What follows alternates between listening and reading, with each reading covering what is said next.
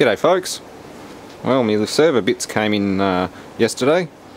These were donated by Mr. Spooks 87.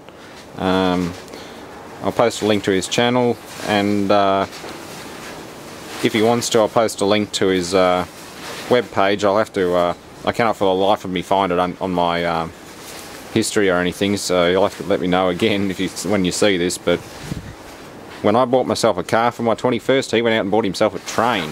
That's kind of awesome.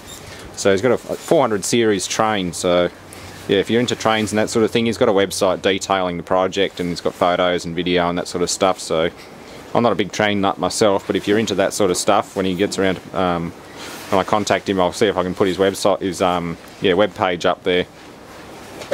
But yeah, interesting stuff. Pretty big project for someone roughly my age. So yeah, this is it. We got the RAM module, 3200 I think it is. No, PC2100R. They're all non-parity or something like that.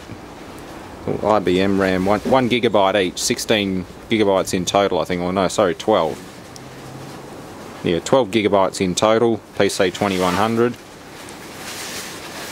And ServerWorks chipsets. It's getting quite windy out there, so excuse the background noise. That's the back plane for the power supplies. There's 2 out of 3 Delta 600 watt power supplies. Unfortunately there's no third one, but it should run fine without the other one. Servers generally will. You can hot swap them and whatever. So that's the back plane for the power supply casing below the main board. We've got fan units, which will unplug and come out nice and clean. They all slot out of this housing, which I'm guessing sort of mounts up to there or something. I think I am missing an adapter because I've also got power connectors to go in directly below, and it doesn't quite seem to allow for much of a fit up there. I'm guessing there's something missing, but it is there, so I can make something up out of polycarbonate or whatever. Front panel board, that's pretty straightforward. It's just got a USB and a Ethernet plug on it.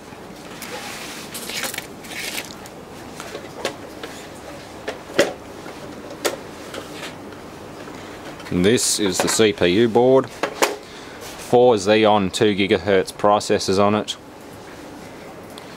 Yeah, assembled in Japan, made in Korea. That's where the RAM slots in, of course. Main board's pretty straightforward. It's just got lots of PCI, and then it's like an extended PCI. I can't remember the name of it again. But yeah, there's loads of different chipsets and processors and things on it. It's incredible. But this processor board probably has about 15 pounds of solid copper heat sinks on it. Like, it is heavy. It's not light.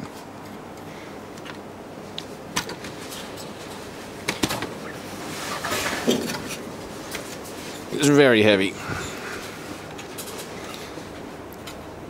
Loads of SMD capacitors and things on it. And what we have is onboard Rage XL graphics, not very good, it's 32 meg graphics. Yeah, ServerWorks SWC SB740 or 740 P01. Various Intel chipsets. Yeah, it's a fairly big board. I need a big case for it. I'll probably end up making something up custom. I'll pop these heat sinks off eventually and redo all the compound and everything, reseat the CPUs. But I believe it was all working when it came out of service. It doesn't look like it's done a lot of hours. It's very clean. It must have been a very clean, hermetically sealed room. Yeah, that's it. There's not much more to it apart from the books and things. Got various parts for the old case, which may or may not be relevant anymore. I mean, there's a LED strip there and some other stuff. Instructions for the old server casing. You can see the details of the old box. Okay. Drivers and all the service packs and things, that's very important. That came with the other book. Yeah, various connection cables for the fan board and that sort of stuff. Baseboard, fan board. I'm getting blown away in here. The wind's really come up.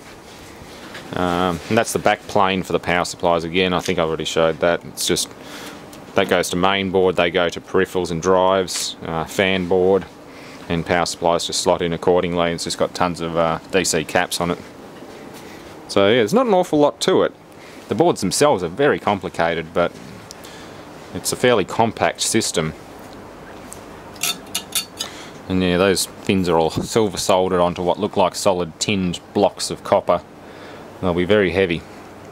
That board probably weighs 20 something pounds, 10 kilos. Pretty good. Yeah, power supplies, very well crammed in there. Very dependent on airflow. It's the first server I've ever had, at least one that worked. I've had some junkers with the main board missing, like just cases and things, but this is the first complete thing. I just don't have a case. Anyway, thanks for watching and stay tuned for more. This is the Intel SSH4 server. Not sure when I'll get around to putting it together though. I've got a few other things to get through at the moment, but when I get time I'll look into starting to build a support frame and everything for it, and mounting that off behind it and that sort of thing. So there's a lot involved, but it will happen. Just getting the cooling right is the main thing, so I can power it up and see what it does. Not everything, there was virtually no anti-static bags, so it was just wrapped in bubble wrap, and yeah, not the best thing for electrostatic discharge, but I've heard a lot of people just wrap it like that anyway, and they've never had a problem.